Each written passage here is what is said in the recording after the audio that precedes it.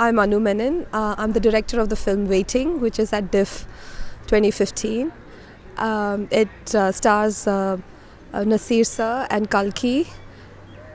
And it's a film about two people who are very different from each other, find themselves in a difficult situation and find hope and solace in each other. Your first feature film, London, Paris, New York, also had a theme of two strangers meeting and building a bond. So do you think there's a reason behind this theme that you have chosen? I think storytellers, have this sort of, we do tend to visit similar kind of themes. Having said that, they're very different genres and very different kind of characters. Very different space, but you're right that in the sense that I do like the idea of putting two very different people together in a situation and see how they react. And I think the energy that comes out of it is something I guess I am attracted to. I do tend to, explore it quite often. I've noticed that, but in different genres, in different spaces, and so yeah, I guess you're right. So when you first read the script, what exactly motivated you to invest in the film? So I think when I first read the script, it reminded me of a personal journey and it just struck a chord. I think the way it was written, the script was written was, it exactly brought out the emotions that I had gone through, and you kind of understand that is what life is about. And it's important to be able to bring it out in a script like that. I thought was wonderful, and it was in a way, for me it was a dedication to someone, and therefore I felt that yes, this film needed to be made. So the story, of course, was very, very interesting, and it emotionally connects with you and stays around with you, and that was one of the reasons why I thought it was a wonderful thing to produce, and of course the way we thought of casting Nasir Saab and Kalki and also made it very exciting experience, and that was one of the reasons why. And of course Anu was there as director. She wrote the story and she was there to do the filming, so it also was an exciting thing to be a part of it. All this together, we thought that it's a great idea to convert the script into a film. That was the reason why we supported it. You have made a number of short films as well. Yeah. So what do you think, what obstacles do you face while making a feature film as compared to a short film? I made short films when I was in film school, and of course when you're in film school, people make one or two short films, and I made I don't know how many short films because I felt I wanted to try different things, and that allows you the space. You see when you're in a film school, but also you have to be enterprising.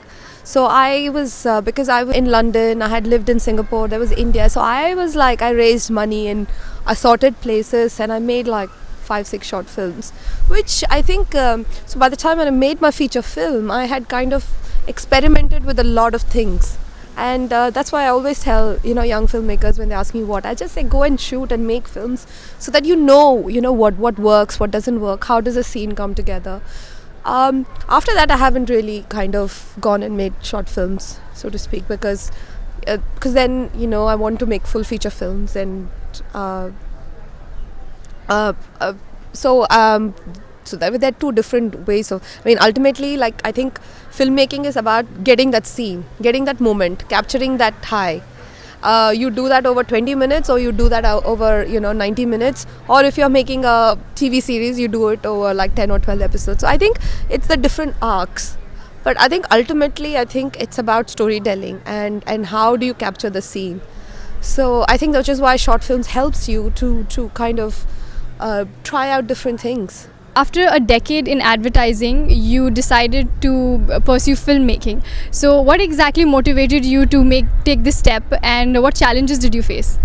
When I was growing up, I grew up, early 90s and stuff. So it was, I don't think at that time you really had this, like you have courses now. If you were good in studies, you went and did engineering. So I went to BITS Pilani, and I'm a Tamilian Brahmin. So you kind of tick the boxes. Went to BITS Pilani, then I was like, maybe not. So I joined advertising because I was being a rebel at that time by joining advertising. And then I spent 10 years in advertising in different, and I was in Singapore. And I think I never had the guts to kind of say, okay, maybe I can do this. So I took some time off and I did some courses to see that do I have it in me. And then I decided to give it up because it was a big decision to take when you've reached a certain point in your career.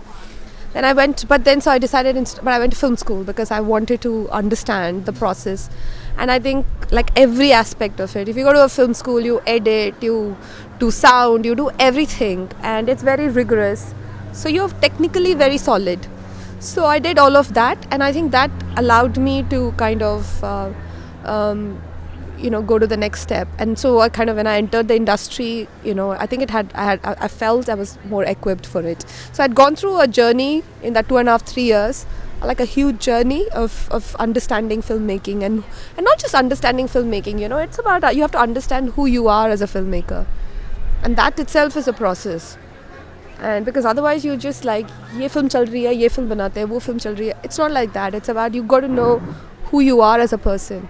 So all of that I think helped me, and I think struggle is always there. I always tell people, like, why should somebody make a film? Yeah, I mean, it's not how many people want to make films. So struggle is expected, but it's about how you navigate through it, how you take feedback from people, how you kind of go from one level to another, try different things, and not just like invest everything in one script and wait for it to happen. And while you're waiting, try different things and gain experience, read, watch films. So it's all of that. So I think struggle doesn't really bother me because I knew the struggle was going to happen. So I kind of take it, with a pinch of salt. I very rarely get depressed about the struggle. So the ambience of the film revolves around hospitals a lot. So was that a challenge for both of you in terms of producing the film? Actually, not really, because one, I think we got a beautiful location to shoot in. It was, I think, when you dream of making a film, you think of beautiful locations that you shoot, yeah. But this was, this is a hospital which is on the backwaters. And it is a state-of-the-art hospital. I don't think, any location could match up. So, and it fit in very, very beautifully into the film. So, I mean, it was a challenge to kind of convince them. So it's a challenge. I mean, it's you have to be medically accurate about things you say. But it's about how you tell a story. I mean, if there are two people who are in a hospital, suddenly I can't cut to singing a song in Switzerland. Na? So you have to be, and as Manish just pointed out, the hospital is a character in the film. And so it has to, and it's in the story they're not in a government, they are in a posh hospital, and it is about how these two people are pushing everything to make sure that they're able to stay in that hospital. So I think I mean, you have to be true to the story. So, and then once you're true to the story, you got to figure out what is the best way of telling the story, and you don't allow the location to limit your imagination about how you want to tell the story. So when you watch the film, you'll see there are a lot of visual themes in the film which kind of use the hospital to its advantage.